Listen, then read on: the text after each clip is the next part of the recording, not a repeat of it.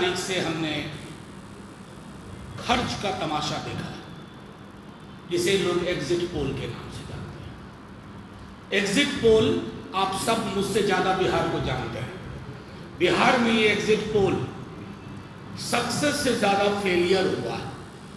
मैं नाम नहीं लूँगा एग्जिट पोल करने वालों का, इसलिए कि बड़ा पैसा लगता है, पीएमओ तक दिलचस्पी लेता है। दिलचस्पी ही क्यों लेता है, पैसे से भी मदद करता है।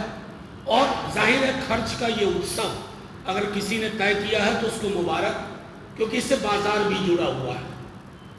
कुछ लोगों ने इस नकली एग्जिट पोल के नाम पर करोड़ों अरबों कमा लिए होंगे।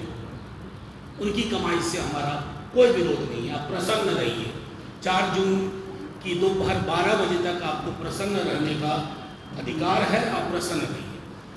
आज हम सब, कल दिल्ली में, आज हम सब चुनाव आयोग के पास गए थे। हमने चुनाव आयोग से ये दरखास्त की है और वो दरखास्त साक्ष्य के आधार पर की है कि पोस्टल बैलेट को लेकर के हमें 2020 वाले फरेब की अगर संभावना कहीं दिखी, आहट भी दिखी, तो प्रतिकार इस बार 20 वाला नहीं होगा।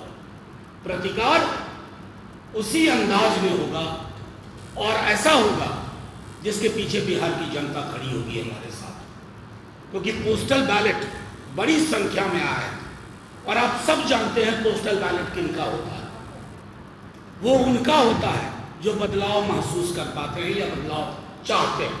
आपने 2020 की विधानसभा में देखा था पोस्टल बैलेट का, और कैसे, मैं बार बार कह रहा हूं कि स्मरण रहे, पूरे देश में शक्ति सिंह यादव उदाहरण बन गए थे कि कैसे बेईमानी से हराया जाता है।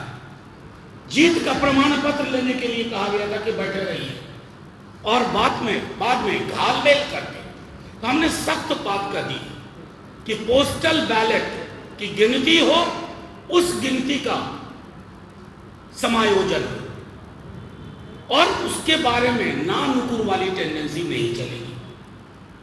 हर चरण की मतगणना के बाद जब तक वो सारे कैंडिडेट को सेटिस्फाई ना कर पाए, अब मैं दोबारा दोहरा रहा हूं, हर चरण की, मान लीजिए किसी क्षेत्र में 22 राउंड होना है, एक राउंड मतगणना हुई, सारे कैंडिडेट के आंकड़े जब तक अपलोड ना हो जाए, सबकी संतुष्टि से ना हो जाए, तब तक दूसरे चरण की मतगणना में प्रवेश नहीं करना है। फिर दूसरा चरण हो जाए और उसी प्रक्रिया के अधीन हो तो फिर तीसरे चरण में जाना है। कहीं भी 17C फॉर्म आप सब जानते हैं, कई कैंडिडेट्स को 17C फॉर्म नहीं दिया गया।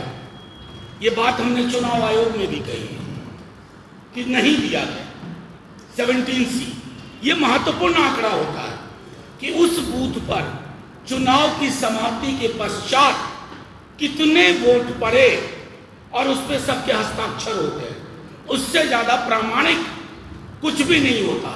अगर वो प्रामाणिक दस्तावेज उपलब्ध नहीं कराया गया है हजारों बूथों पर, तो जब मतगणना शुरू हो, स्ट्रांग रूम से कंट्रोल यूनिट और बैलेट यूनिट को बाहर लाया जाए, या तो आप उसकी तस्वीर खींचने की इजाजत दीजिए, या उस वक्त आप वो फॉर्म प्रपत्र मुहैया कराइए कि बूथ नंबर 1 पर 883 वोट गिरे, शाम 6:30 सबके हस्ताक्षर हो, वो कॉपी आप फोटोकॉपी उसकी उपलब्ध कराइए। उसकी क्यों आवश्यकता होगी? उसकी आवश्यकता इसलिए होगी कि जब डिस्प्ले होगा रिजल्ट का, तो अगर आप देखें कि बूथ पर 883 वोट गिरे लेकिन ईवीएम में 918 वोट आ रहा है, तो ये त्रुटि है, ये विसंगति है। इस विसंगति को दूर करने के लिए फौरी तौर पर कार्रवाई की जाए।